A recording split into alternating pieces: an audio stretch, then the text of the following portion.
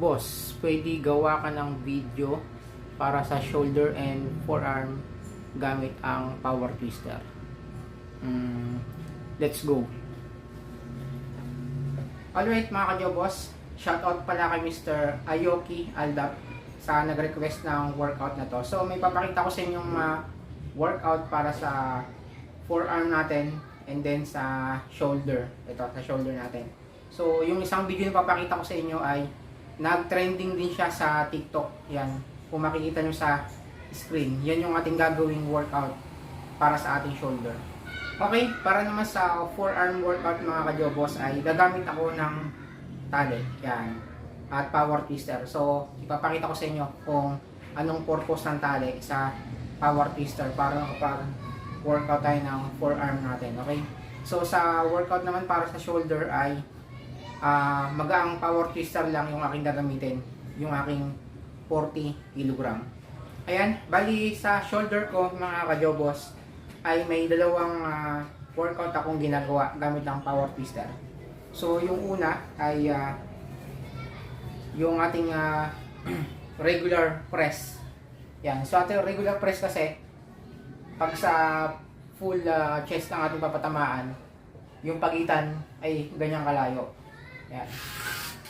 So ang ginagawa ko naman kapag sa shoulder workout ay inilalapit ko yung power twister gaya nito. Yan. Parang talagang squeeze yung shoulder natin kapag binabalik natin yung power twister gaya nito.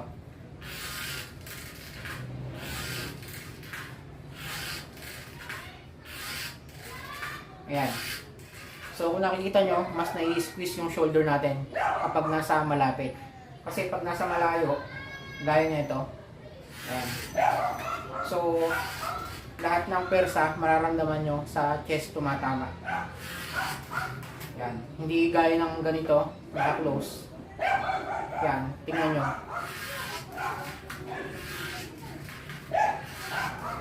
Yan. Talagang shoulder yung nai-squeeze kapag bumabalik yung power twister pataas.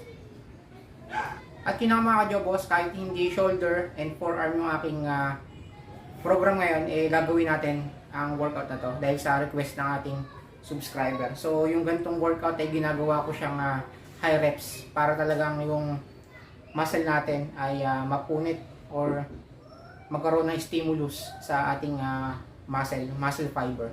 Okay, gagawin ko siyang 20 to 25 repetition at ginagawa ko tong 3 to 4 set. Let's go.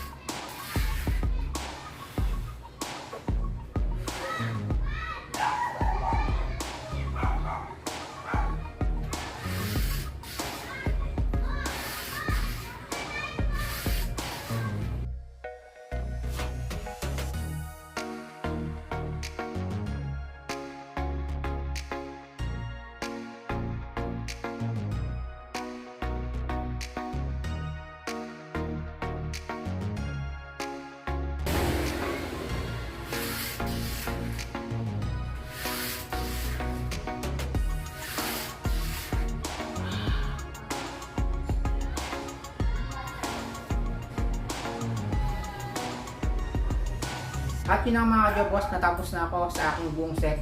At hindi ko na rin pinakita sa inyo yung buong workout para hindi na humaba yung vlog natin. And then, dagdag tip ko na lang sa lahat ng mga baguhan na gumagamit ng power twister ay lagi nyo isuot yung strap sa inyong mga kamay. And then, yung tamang paggamit ng power twister ay lagi nyo kukontrolin yung negative. Gaya nito. Yan. And then, wag ganito. Ayan, marami akong nakikita sa video sa TikTok. Binibitawan ng pwersa. Ayan, ganyan. So, sayang yung workout dahil hindi tumatama sa muscle. So, kailangan i-hold natin yung negative. Ayan, ganyan yung tamang paggamit ng power twister. So, ito na nga mga ka-Jobos. Natapos na ako sa unang workout. itong second workout na napapakita ko sa inyo ay ito yung nag-trending sa aking TikTok. Yan. So, itong mag-na power twister pa rin yung aking gagamitin, yung 40 kg. So, ganito yung aking ginagawa mga kajobos. Okay, bali mga kajobos, meron akong isang upuan dito.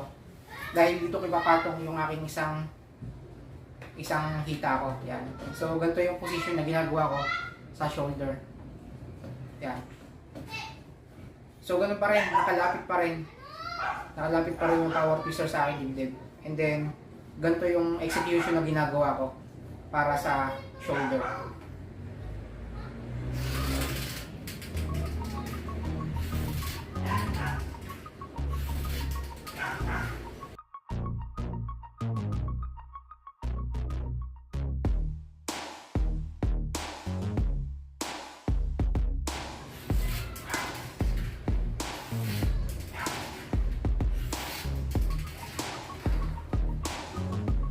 Okay, sa isang set ko ay 15 repetition yung ginagawa ko, left and right. Okay, bali natapos na ako sa kanan, sa kaliwa naman.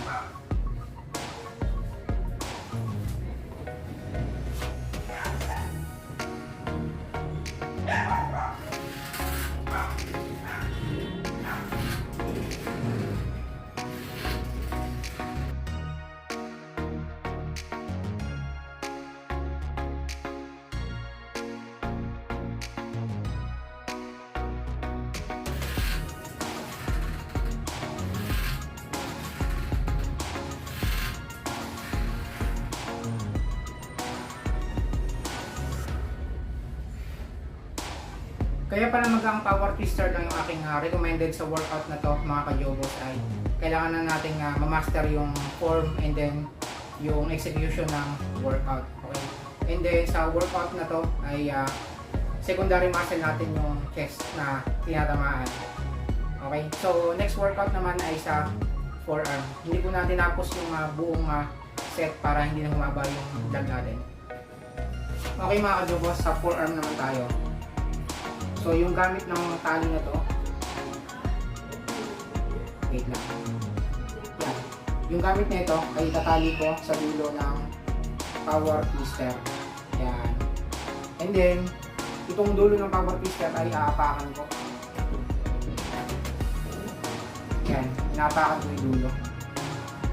Tapos, ito ay itatali ko sa aking kamay. Yan. And then, sa ako, i-workout yung aking forearm.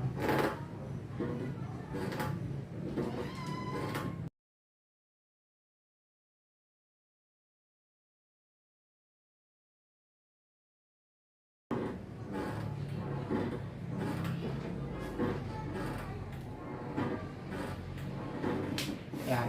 Kabila naman.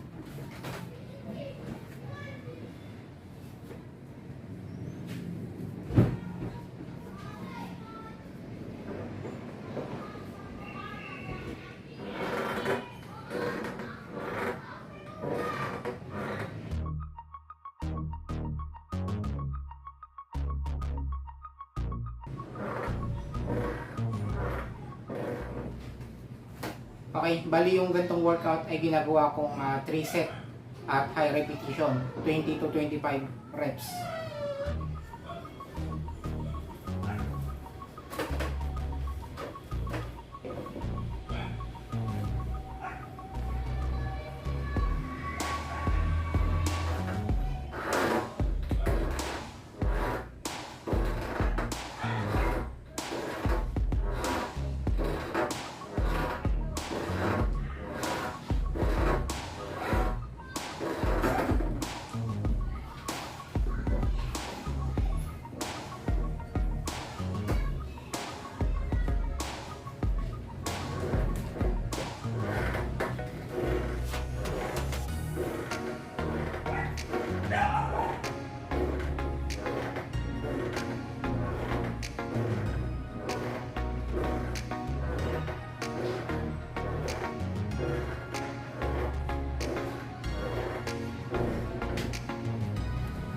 Alright mga Jobos, natapos na ako sa ginawa kong workout at sana may natutunan kayo sa mga workout na shinare ko para sa araw na to.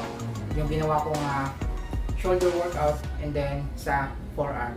And then, shout out kay Sir Ayoski Alda sa nag-request ng workout na to.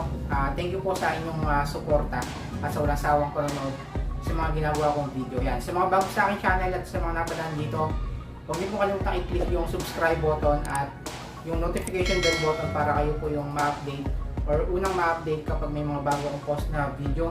And then, lagi po kayong mag-iingat mga ka-jobos. Peace out.